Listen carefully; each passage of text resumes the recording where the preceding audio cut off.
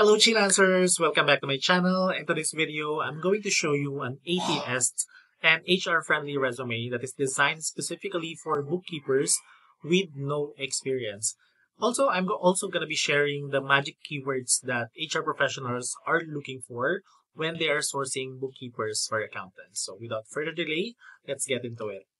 So here is the template that I highly recommend. So I use Canva Resume. Just a note guys that you can use any templates naman. So you can use Word document template, you can use Harvard resume template, you can use ChatGPT resume template, you can use any templates. The only thing na gusto kong gamitin nyo is yung mga keywords na sasabihin ko dito sa tutorial na to. So let's get into it. So first and foremost, you have your name and job title below your name. So itong job title na to, make sure that the job title here mirrors the job title of the job that you are currently applying for. So for example, if the job title of the job is senior bookkeeper, so you might want to use senior bookkeeper here. Like that. Okay? But just an exception that if you don't have the experience yet, so if you are senior bookkeeper in corporate, you can use senior bookkeeper. But if you are totally fresh graduate, you might just use bookkeeper. Just to mirror the keywords that is on the job description. So first tip here is to always copy the job title of the job that you are applying for. But then I just ginamit ko lang tong job title na bookkeeper and accountant just for default. But the main tip for job title is to always copy the job title nung ina-apply yung job. Okay? And I use picture. Okay, so why I use picture? I want to show na this is not just a resume but also its portfolio itself. So portfolio always have a picture. So it's kind of this is a semi resume / portfolio. Because for bookkeepers, we don't have that portfolio just like the other niches like SMM, pero yung pinaka-portfolio natin is yung resume natin. So this resume has a picture. Okay, and the second part is professional summary. So you might want to summarize your profile here. So sabihin mo dito na ikaw ay motivated or detail-oriented aspiring bookkeeper with strong educational background in accounting principles and hands-on experience through academic projects and internships. So babanggitin mo lang dyan kung ano yung talagang ginawa mo nung nag-aaral ka pa. Okay, and then completed training in QuickBooks and Xero. So you need to mention that you have undergone trainings with QuickBooks and Xero. Pero dapat mag-training ka talaga. Okay, don't mention there kapag hindi ka nag-training. So, yun pa pala guys, bago nyo magawa itong mga resume na to, is make sure that you undergone training. Whether YouTube tutorial, it's okay. Whether free course or whether paid course.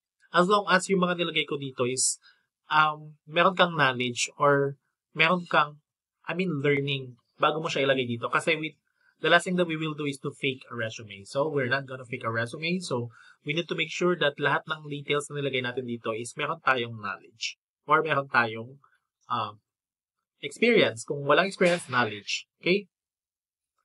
Next part is professional skills. I like to put this on the upper part. So, sa page 1 ko talaga nilagay itong professional skills kasi ito yung hinahanap ng recruiter actually. Pag wala kang experience, skills yung hahanapin ng recruiter. So, kaya ko siya nilagay sa taas. So, inuna ko nilagay, ito yung keyword pag bookkeepers. Syempre bookkeeping. And then hinahanap din ng accounts payable and accounts receivables. Kung mapapansin nyo, pagpunta nyo sa onlinejobs.ph, yung usually na ginagamit is itong 5 keywords na to. Or 6. 6 ba nilagay ko dito? So, optional tong budgeting and forecasting. Pwede nyo hindi lagay ito. Pero pag marunong ka, for example, nag-training ka ng bookkeeping, tapos tinuro yung budgeting and forecasting, pwede mong ilagay dito, basta may knowledge ka. So, in this example, pwedeng 5 lang ilagay dito. Ayan. Financial reporting and analysis, ayan, US GAAP, kung US yung client na ina-apply, no? Pag hindi, pwede mong remove to. Okay, email management, client communication, so laging present to. Kailangan marunong tayo makipag-communicate sa mga suppliers or mga customers via email. Okay? And then payroll processing. So usually sa training ng bookkeeping, tinuturo din ang payroll processing. So kahit pansinin nyo guys, pagpunta nyo sa lahat ng websites, whether onlinejobs.ph, Upwork, LinkedIn, Facebook, lahat, itong 5 keywords na to is, ito yung nakalagay sa job description. Usually nakalagay yan. So kaya ko siya nilagay dito. Okay, and then just a reminder, ilalagay mo lang dito pag meron kang knowledge or meron kang experience. Pag wala kang experience, at the minimum, kailangan may knowledge ka. So, kaya ka magta-take ng online training. Actually, I have free courses on bookkeeping. So, ilalagay ko yung link ng free course na yun or free training sa description ng video na to. So, check mo na lang siya after mo mapanood ito. Okay, and then we also have a portion sa resume na to is software proficiencies. So, ilalagay natin dito QuickBooks, Xero, Microsoft Office. We need to showcase or we need to spoon feed sa recruiter that we are capable of using these tools. Kasi ito yung usually na hinahanap sa mga VA bookkeepers or VA accountants. Then, Google Suite, Canva, ChatGPT. So, Canva, pag hindi ka marunong sa Canva or ChatGPT, wag mo na siyang ilagay. Pero pag gusto mong ilagay, kasi hindi mo pa alam gamitin, pwede ka mag-YouTube marathon about these tools. Okay? And then, ito yung isa sa mga nakita kong hindi ginagamit ng mga na-review kong resume. So, client industry. So, napaka-important na ilagay mo din or i-showcase mo sa page 1 ng resume mo that you are capable of dealing different industries such as, especially kapag yung ina-apply mong industry is real estate. So, napaka-important na malagay mo sa page 1 yung word na real estate. Pero, if you don't have knowledge about real estate, you can research on YouTube or you can go to allison.com. So, it's a learning website, allison.com, and just type there real estate. Okay, you can also put construction. Kung gusto mong ilagay kung construction yung niche ng ng client na doon sa job description ng ina-apply mo. And you can also put healthcare kung healthcare. So, it really depends on the job description. So, yun isa pa yung key, a key to have a good resume is to always customize your resume based on the job description. So, dito sa part na client industries, kung ano yung industry ng client na ina-applyan mo, might as well you have the knowledge itself on that industry. Kahit pa yung ina-apply mong trabaho is no experience is required, it doesn't mean na wala ka ding knowledge. Kailangan meron kang knowledge for you to step up and for you to stand out dun sa application.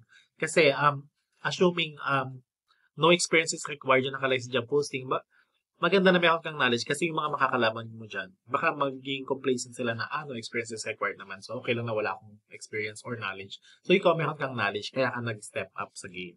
So, kaya mapapansin yung recruiter na kapag ikaw, hindi ko na lima kayo magkakalaban, tapos ikaw lang yung may real estate, di ba, ikaw yung tatawagan nyo for interview. Tapos, ito na yung cream of the crop ng resume, yung professional service. So, usually, kapag may experience na is, ang nakalagay dito, professional experience. Pero since yung pinapakita natin resume is for no experience, so ang ilalagay natin is professional services. So, basically, we're just saying, or we're just telling to the recruiters that we are capable of doing yung hinahanap nila sa job description. So, usually, based on my experience as a recruiter, and based on my experience as a virtual assistant, bookkeeper, and accountant, these are the usual keywords na hinahanap sa job description. So, kaya ko siya nilagay dito. And these keywords, matututunan mo to kapag nag-bookkeeping training ka and kapag nag-QuickBooks training ka. So, I highly really recommend na mag-training ka muna sa bookkeeping tsaka sa QuickBooks bago ka makagawa ng resume na ganito. Okay? So, data entry, bank reconciliations, financial reporting, accounts payable, expense tracking, payroll assistance. Actually, ito yung details nito. Diba? So, kailangan kasi we need to showcase or we need to state on the page 1 of our resume that we are capable of doing yung mga hinahanap nila sa job description. Kasi wala pa tayong experience but we need to showcase that we are capable of doing this, the task that they are looking for. Okay, dito naman sa accomplishments, if you have the accomplishment ng college ka na related sa maybe sa organizational skills mo or time management skills mo, pwede mong ilagay dito. Or maybe sa accounting related na accomplishments, pwede mong ilagay dito. Pwede ka mag-chat GPT. May ilagay ka dito. Pwede mong ilagay sa chat GPT, create 50 quantifiable accomplishments of a bookkeeper with no experience. Pag nilagay mo yung prompt na yun sa chat GPT, magbibigay siya ng 50 samples. So, mamimili ka na lang doon based on your actual experience or knowledge. And contact info, napaka-importante, email, city and country, and phone.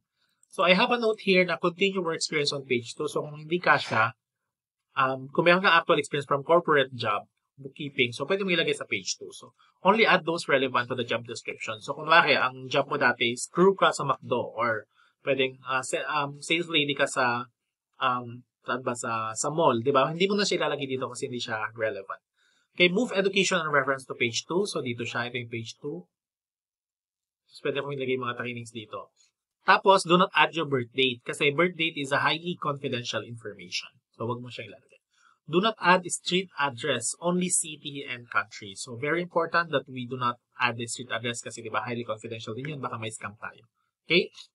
And dito yung page 2 na gagamitin mo. So, kung ano yung job title dito sa page 1, yun din yung gagamitin mo yung job title sa page 2. Then, ito yung education, tapos dito yung professional experience, kung meron kang experience.